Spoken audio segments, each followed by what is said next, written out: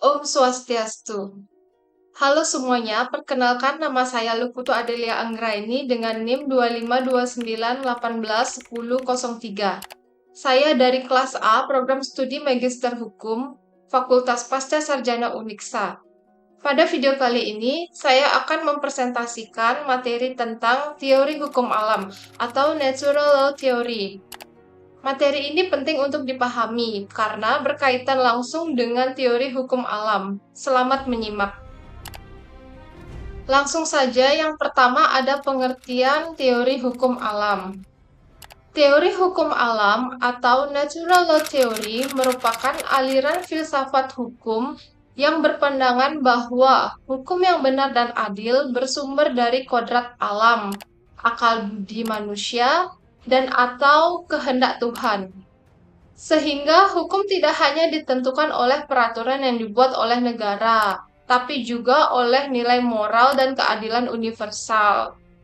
Nah, menurut teori ini, suatu hukum tidak cukup dinilai dari keberlakuan formalnya, melainkan harus dinilai dari kesesuaiannya dengan keadilan dan moralitas. Oleh karena itu, hukum positif yang bertentangan dengan hukum alam dianggap tidak sah secara moral, meskipun secara formal telah ditetapkan oleh penguasa. Nah, intinya, teori hukum alam menegaskan bahwa hukum harus mencerminkan keadilan. Hukum memiliki hubungan erat dengan moral dan hukum yang tidak adil pada hakikatnya bukanlah hukum yang sesungguhnya, atau leg injusta non et leg. Yang kedua, adapun dasar pemikiran teori hukum alam. Dasar pemikiran teori hukum alam yaitu, yang pertama, adanya hukum yang bersifat kodrati dan universal teori, yang mana hukum alam berangkat dari keyakinan bahwa terdapat hukum yang melekat pada kodrat manusia sejak lahir. Hukum ini bersifat universal, berlaku untuk semua orang di semua tempat dan sepanjang waktu, tanpa bergantung pada penguasa atau negara. Nah, lalu yang kedua, ada akal budi manusia sebagai sumber pengetahuan hukum, yang artinya adalah manusia dianugerahi akal budi atau rasio yang memungkinkan untuk membedakan antara hal yang baik dan hal yang buruk, serta hal yang adil dan hal yang tidak adil. Melalui akal budi inilah manusia dapat menemukan dan memahami hukum alam. Nah, lalu yang ketiga, adapun keadilan sebagai hakikat hukum, yang mana hukum pada hakikatnya bertujuan untuk mewujudkan keadilan. Oleh karena itu, suatu aturan tidak dapat disebut hukum apabila bertentangan dengan rasa keadilan dan nilai moral yang hidup di dalam masyarakat. Nah, lalu yang keempat, yaitu hubungan antara hukum dan moral, yang artinya adalah teori hukum alam menolak pemisahan tegas antara hukum dan moral. Hukum harus mencerminkan nilai-nilai moral, sehingga hukum yang bertentangan dengan moral dianggap kehilangan legitimasinya. Nah, lalu yang kelima, hukum positif harus selaras dengan hukum alam, yang memiliki arti yaitu hukum yang dibuat oleh manusia atau negara hanya sah secara moral apabila sejalan dengan prinsip-prinsip hukum alam. Jika bertentangan, maka hukum tersebut dipandang tidak adil dan tidak mengikat secara etis. Nah, lalu yang keenam, adanya pengakuan terhadap martabat dan hak asasi manusia. Maksudnya di sini adalah teori hukum alam memandang bahwa hak asasi manusia merupakan bagian dari hukum alam yang melekat pada setiap individu. Negara tidak dapat memberi hak, melainkan mengakui dan melindunginya. Nah, jadi kesimpulannya, dasar pemikiran teori hukum alam menekankan bahwa hukum bukan semata-mata produk kekuasaan, melainkan harus berakar pada kodrat manusia, akal budi, moralitas, dan keadilan universal. Nah, lalu yang ketiga, Adapun sejarah perkembangan teori hukum alam. Adapun sejarah perkembangan teori hukum alam adalah sebagai berikut. Yang pertama ada zaman Yunani kuno. Nah, pada zaman ini, pemikiran hukum alam pertama kali berkembang dalam filsafat Yunani yang tokoh utamanya yaitu Socrates, Plato, dan Aristoteles. Yang mana pokok pemikiran dari masing-masing tokoh tersebut adalah yang pertama, menurut Socrates. Socrates menekankan bahwa hukum harus berlandaskan keadilan dan kebijakan moral. Nah, yang kedua, adapun menurut Plato. Plato memandang bahwa hukum sebagai sarana untuk mencapai keadilan yang ideal. Lalu yang ketiga, adapun menurut Aristoteles. Aristoteles membedakannya menjadi dua, yaitu keadilan alamiah atau natural justice. Ini berlaku universal, dan keadilan konvensional atau positive law yang ditentukan oleh negara. Nah, pada masa Yunani kuno ini, hukum alam dipahami sebagai keadilan yang bersumber dari rasio manusia. Yang kedua, yaitu zaman Romawi.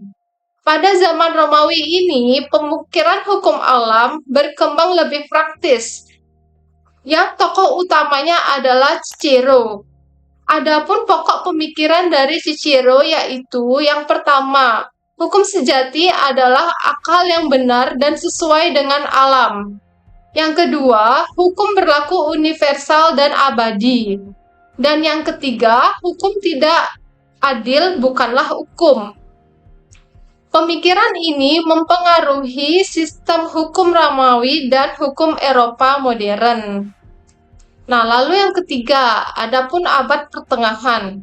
Nah, dalam abad pertengahan ini, teori hukum alam dipadukan dengan ajaran agama Kristen, yang tokoh utamanya adalah Thomas Aquinas.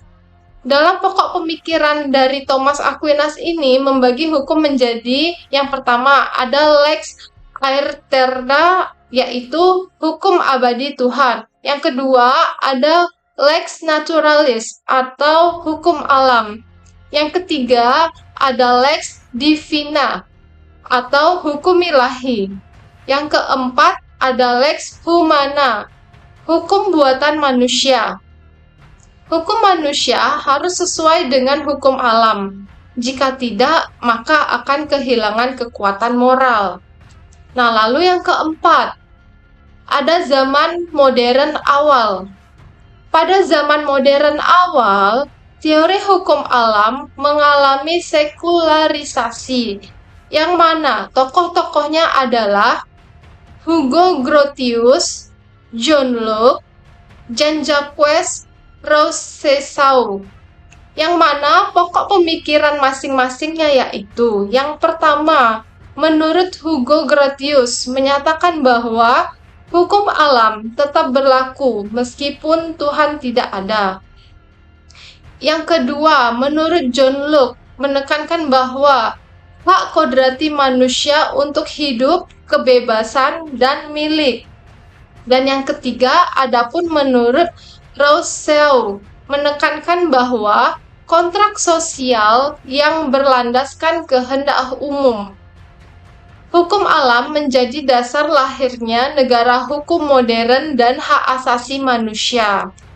Nah, lalu yang kelima, yaitu pada abad ke-19 sampai 20. Pada abad ke-19 sampai 20, teori hukum alam sempat tergeser oleh positivisme hukum, namun bangkit kembali. Adapun konteks penting dalam abad ini yaitu reaksi terhadap hukum formal yang melegalkan ketidakadilan. Nah, yang dalam perkembangannya yaitu digunakan sebagai dasar kritik hukum yang tidak manusiawi dan menjadi fondasi bagi hak asasi manusia internasional. Lalu, yang keenam, era kontemporer. Di era kontemporer ini, hukum alam tetap relevan dalam praktik hukum modern. Yang relevansi saat ini adalah sebagai dasar perlindungan hak asasi manusia, landasan keadilan substantif, dalam putusan hakim dan kritik terhadap hukum yang represif dan diskriminatif. Nah, jadi kesimpulannya adalah sejarah teori hukum alam menunjukkan bahwa yang pertama, hukum selalu berkaitan dengan nilai keadilan dan moral. Yang kedua, hukum positif harus diuji dengan nilai kemanusiaan universal. Dan yang ketiga, teori hukum alam terus berkembang mengikuti dinamika zaman. Lalu yang keempat, adapun prinsip-prinsip utama teori hukum alam. Yang pertama, keadilan sebagai hakikat hukum, yang mana teori hukum alam memandang bahwa keadilan merupakan inti dan tujuan utama hukum. Suatu aturan tidak dapat disebut hukum yang sejati apabila bertentangan dengan rasa keadilan. Nah, lalu yang kedua, hukum bersumber dari kodrat manusia. Dalam prinsip ini, hukum alam berasal dari kodrat manusia sebagai makhluk yang berakal dan bermoral. Oleh karena itu, hukum tidak semata-mata merupakan hasil kehendak penguasa atau negara. Nah, yang ketiga, berlaku universal dan abadi. Maksudnya adalah prinsip hukum alam bersifat universal, berlaku bagi semua manusia di semua tempat dan di sepanjang waktu, tanpa bergantung pada sistem hukum positif tertentu. Nah, lalu yang keempat, adapun akal budi sebagai sarana mengenal hukum. Dalam prinsip ini, manusia menggunakan akal budi untuk memahami prinsip-prinsip hukum alam, terutama dalam hal membedakan antara yang baik dan yang buruk, dan yang adil dan tidak adil. Nah, lalu yang kelima, hubungan erat antara hukum dan moral. Dalam prinsip ini, teori hukum alam menolak pemisahan tegas antara hukum dan moral. Hukum harus mencerminkan nilai-nilai moral dan etika. Nah, lalu yang keenam, adapun hukum positif harus sesuai dengan hukum alam. Dalam prinsip ini, hukum dibuat oleh negara hanya sah secara moral apabila sejalan dengan prinsip hukum alam. Dan jika bertentangan, hukum tersebut kehilangan legitimasi etis. Nah, yang ketujuh, adanya pengakuan terhadap martabat dan hak asasi manusia. Dalam prinsip ini, teori hukum alam menegaskan bahwa hak asasi manusia bersifat kodrati, melekat pada setiap individu sejak lahir, dan bukan pemberian negara. Nah, jadi kesimpulannya adalah prinsip-prinsip utama dalam teori hukum alam menegaskan bahwa hukum harus berakar dari keadilan, moralitas, dan kemanusiaan, bukan semata-mata pada kekuasaan dan prosedur formal. Yang selanjutnya, adapun hubungan teori hukum alam dengan hak asasi manusia.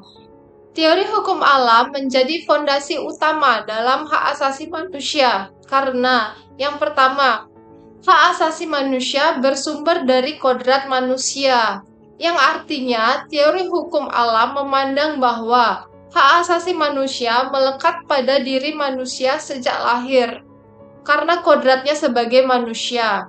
Hak-hak tersebut tidak diberikan oleh negara, melainkan sudah ada secara alamiah. Lalu yang kedua, hak asasi manusia bersifat universal dan tidak dapat dicabut. Karena berdasarkan dari hukum alam, hak asasi manusia berlaku untuk semua manusia tanpa membedakan ras, agama, bangsa, atau status sosial. Hak asasi manusia juga tidak dapat dicabut bahkan oleh negara. Nah, lalu yang ketiga, akal budi dan moral sebagai dasar hak asasi manusia. Yang artinya, teori hukum alam menegaskan bahwa melalui akal budi dan kesadaran moral, manusia dapat memahami hak-hak dasar yang harus dihormati seperti hak hidup, kebebasan, dan bermartabat manusia. Yang keempat, negara hanya mengakui dan melindungi hak asasi manusia. Dalam perspektif hukum alam, negara bukan sebagai pencipta hak asasi manusia. Tugas negara adalah mengakui, menghormati, dan melindungi hak asasi manusia yang telah melekat secara kodrati. Nah, lalu yang kelima, hak asasi manusia sebagai tolak ukur keadilan hukum positif, yang artinya adalah hukum positif harus diuji berdasarkan prinsip hak asasi manusia. Apabila suatu undang-undang atau kebijakan negara melanggar hak asasi manusia, maka secara moral hukum tersebut dianggap tidak adil dan bertentangan dengan hukum alam. Nah, lalu yang keenam, dasar lahirnya instrumen hak asasi modern, yang mana pemikiran hukum alam menjadi fondasi utama lahirnya berbagai instrumen hak asasi manusia, baik nasional maupun internasional, seperti Universal Declaration of Human Rights pada tahun 1948 dan konstitusi negara-negara modern termasuk Undang-Undang 1945. Nah, jadi hubungan antara teori hukum alam dan hak asasi manusia sangat erat, karena teori hukum alam menempatkan hak asasi manusia sebagai hak kodrati yang melekat secara martabat manusia, yang wajib dihormati oleh negara dan hukum positif. Baik, selanjutnya kita akan membahas kelebihan dan kelemahan teori hukum alam. Adapun kelebihan teori hukum alam yaitu sebagai berikut. Yang pertama, menekankan keadilan substantif, yang artinya teori hukum alam tidak hanya menjadi hukum dari sisi formal, tetapi menekankan keadilan yang sesungguhnya yang dirasakan oleh masyarakat. Lalu yang kedua, memberikan landasan moral bagi hukum, yang artinya teori ini memastikan bahwa hukum selalu dikaitkan dengan nilai moral, etika, dan kemanusiaan, sehingga hukum tidak menjadi alat kekuasaan semata.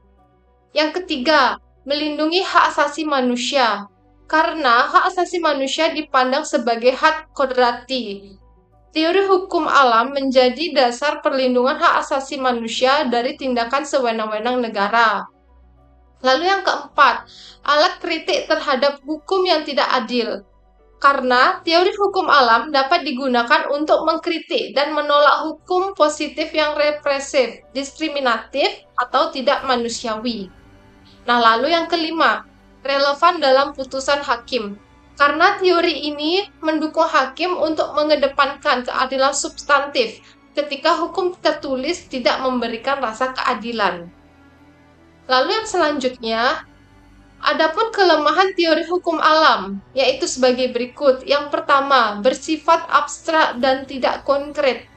Karena konsep keadilan dan moral dalam hukum alam seringkali bersifat umum dan sulit diterapkan secara teknis dalam peraturan perundang-undangan.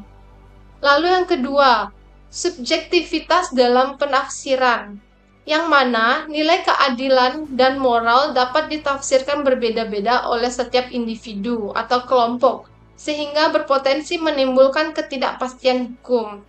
Nah, lalu yang ketiga, kurang menjamin kepastian hukum, karena menekankan keadilan moral. Teori hukum alam terkadang mengabaikan kepastian hukum yang penting dalam praktik hukum. Lalu yang keempat, sulit diterapkan dalam masyarakat plural. Karena dalam masyarakat yang memiliki beragam budaya, agama, dan moral, sulit menentukan satu standar hukum alam yang disepakati bersama. Lalu yang kelima, berpotensi disalahgunakan. Karena jika tidak dibatasi, klaim keadilan alamiah dapat digunakan untuk membenarkan kepentingan tertentu atas nama moral atau kodrat. Jadi, teori hukum alam unggul dalam menjaga keadilan dan moralitas hukum, tetapi memiliki kelemahan dalam penerapan praktis dan kepastian hukum. Oleh karena itu, teori ini paling efektif bila dipadukan dengan teori hukum lainnya, seperti positivisme hukum. Baik, yang selanjutnya, adapun relevansi teori hukum alam. Teori hukum alam tetap memiliki relevansi kuat dalam sistem hukum modern karena menempatkan keadilan dan moralitas sebagai inti dari hukum, bukan semata-mata kepastian normatif. Yang penjelasannya yaitu sebagai berikut. Yang pertama, landasan filosofis hak asasi manusia. Teori hukum alam menjadi dasar konseptual hak asasi manusia karena mengakui bahwa hak-hak manusia melekat sejak lahir dan tidak bergantung pada pemberian negara. Negara hanya berkewajiban mengakui, melindungi, dan memenuhi hak tersebut. Lalu yang kedua, alat uji moral terhadap hukum positif. Teori ini berfungsi sebagai alat uji untuk menilai apakah suatu undang-undang adil atau tidak. Hukum positif yang bertentangan dengan nilai kemanusiaan, keadilan, dan akal sehat dapat dikritik secara moral, meskipun sah secara formal. Lalu yang ketiga, pencegah hukum yang responsif dan otoriter. Dengan menempatkan moralitas di atas kekuasaan, teori hukum alam mencegah hukum dijadikan alat legitimasi penindasan. Hukum tidak boleh sekedar menjadi instrumen penguasa, tetapi harus melayani keadilan dan martabat manusia. Yang keempat, dasar etis pembentukan peraturan perundang-undangan. Dalam proses legitimasi, teori hukum alam memberi arah agar pembentukan undang-undang tidak hanya mengejar kepastian hukum, tetapi juga keadilan substantif dan kemanfaatan sosial. Nah, lalu yang kelima, relevansi dalam penegakan hukum dan putusan hakim. Hakim dapat menggunakan nilai-nilai hukum alam untuk melakukan penafsiran progresif, terutama ketika hukum positif bersifat kabur, tidak lengkap, atau berpotensi menimbulkan ketidakadilan. Nah, lalu yang keenam, legitimasi perlawanan terhadap hukum yang tidak adil. Teori hukum alam membenarkan sikap kritis dan perlawanan moral terhadap hukum yang nyata-nyata melanggar nilai kemanusiaan dengan prinsip lex injusta non est lex, yang artinya hukum yang tidak adil bukanlah hukum sejati. Lalu yang ketujuh, kontekstual dengan nilai Pancasila. Dalam konteks Indonesia, teori hukum alam sejalan dengan nilai ketuhanan, kemanusiaan, dan keadilan sosial dalam Pancasila, yang menempatkan hukum sebagai sarana pencapai keadilan bermartabat. Nah, jadi kesimpulannya adalah relevansi teori hukum alam terletak pada kemampuannya menjaga agar hukum tetap bermoral, manusiawi, dan berkeadilan, serta tidak tereduksi menjadi sekedar aturan formal. Teori ini memastikan bahwa hukum tidak hanya berlaku, tapi juga layak untuk ditaati. Yang selanjutnya, kita akan membahas contoh penerapan teori hukum alam. Adapun contoh penerapan teori hukum alam yaitu sebagai berikut. Yang pertama, perlindungan hak asasi manusia. Contohnya yaitu hak untuk hidup dan hak atas martabat manusia. Penerapan hukum alamnya adalah hak hidup dianggap sebagai hak kodrati yang melekat pada manusia sejak lahir, bukan pemberian negara.